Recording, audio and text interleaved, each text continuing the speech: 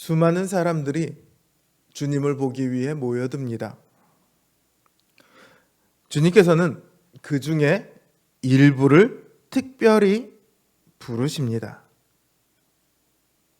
우리가 잘 알고 있는 시몬 베드로, 야고보, 요한, 안드레, 빌립, 바돌로메, 마테, 도마, 야고보, 다데오, 시몬, 가룟 유다입니다.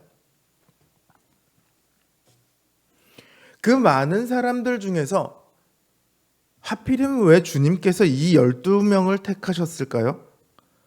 13절을 보면 자기의 원하는 자들을 부르셨다고 그래요. 왜 주님께서는 이들을 원하셨습니까? 그냥 보다가 대충 눈에 띄어서 너 이렇게 나와 이렇게 하신 게 아니라 자기의 원하는 자들, 그러니까 이들이 누군지 알고 부르셨다는 거예요.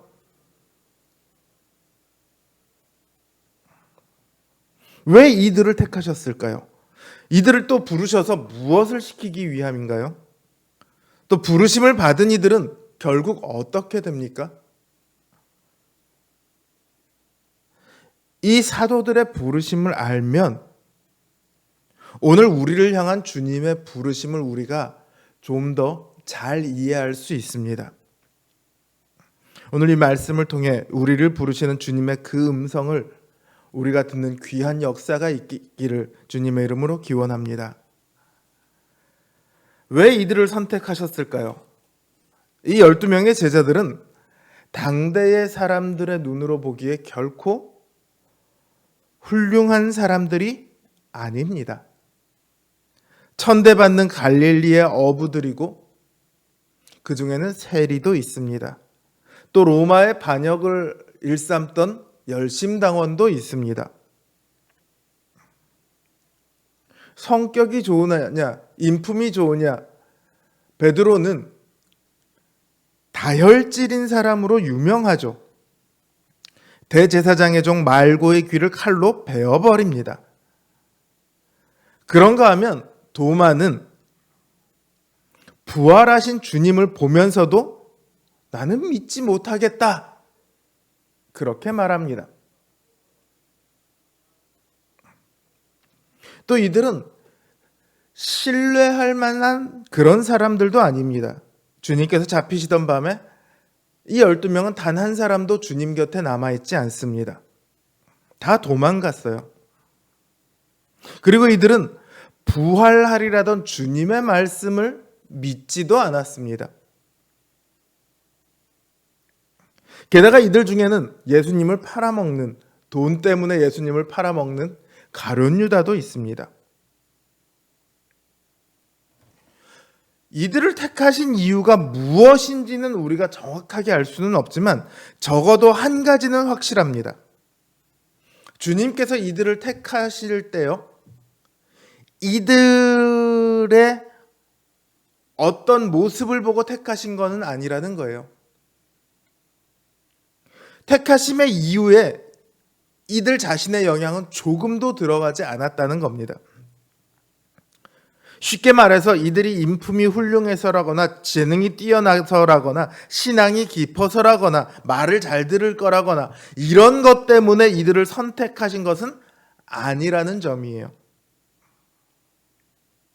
만약에 그런 점으로만 따진다면 오히려 이들은 절대 선택되어서는 안 될 사람이죠.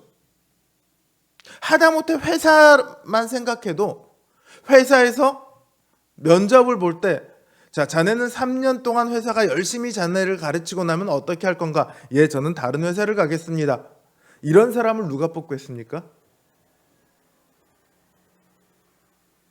주님께서는 이들이 도망갈 거를 알고 계세요. 그 중에 주님을 팔아먹을 사람이 있는 것도 알고 계세요. 주님은 상식적으로 생각하면 적어도 이 사람들을 선택하시면 안 됩니다. 그런데 오히려 이들이 선택되어서는 안 될 사람들이기 때문에 주님께서는 이들을 선택하십니다.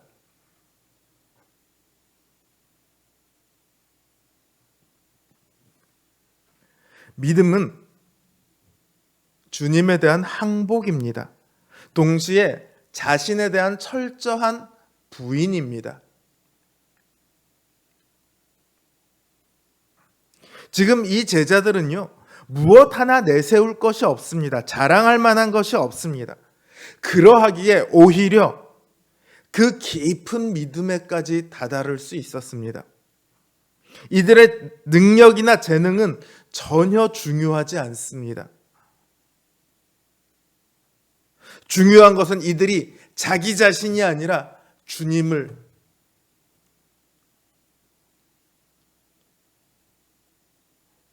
따를 때 자신의 능력이 아닌 주님의 그 능력으로 걸어갈 수 있느냐 아니냐, 그 문제인 거예요.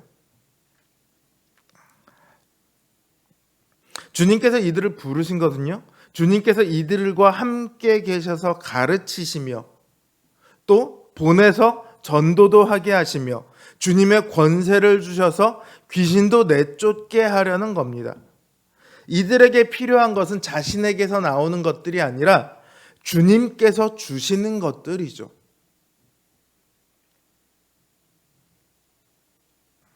이들은 3년간 주님과 함께 다니며 배웁니다.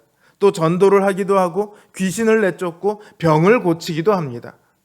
그러나 이들이 정말로 주님의 능력 앞에 온전히 항복하는 것은 주님께서 부활하신 후입니다.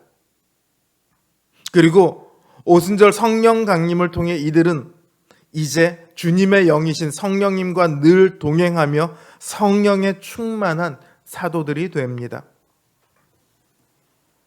예수님을 배반했던 경험이 없었다면 저는 이들이 그 성령 충만한 사도가 되지 못했을 수도 있다는 그런 생각도 해봅니다.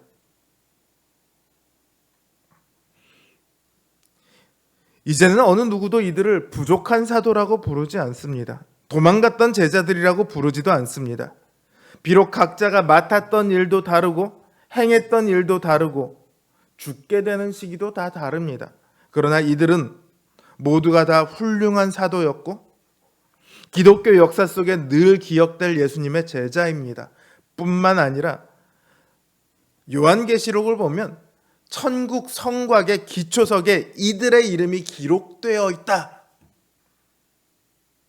보다 정확한 표현을 쓰면 천국 성곽이 이들의 이름 위에 세워져 있다. 그렇게 기록하고 있습니다. 얼마나 놀라운 일입니까? 주님께서 자격도 없는 이들을 부르시는 것은요, 그 자체로 은혜입니다. 그리고 주님은 이들을 주님의 능력과 권세로 채우십니다. 이 역시 은혜입니다. 그리고 이 부르심의 결국은 하나님의 영광에 들어가는 겁니다. 부르심 자체가 하나님의 영광에 대한 초대예요. 그러니 이 역시 은혜일 수밖에 없습니다. 주님께서는 은혜로 제자들을 부르셨던 것처럼 오늘 우리 또한 부르십니다. 오직 은혜로 우리를 부르시고 은혜로 우리의 인생을 채우셔서 주님의 일을 하게 하시고 은혜로 하나님의 영광 가운데로 우리를 초대하십니다. 이 은혜로운 부르심 앞에 온전히 무릎 꿇고 복종하는 저와 여러분 되기를 원합니다. 성령님께서 늘 우리와 함께 하시며 우리를 충만하게 하시길 주님의 이름으로 간절히 기원합니다.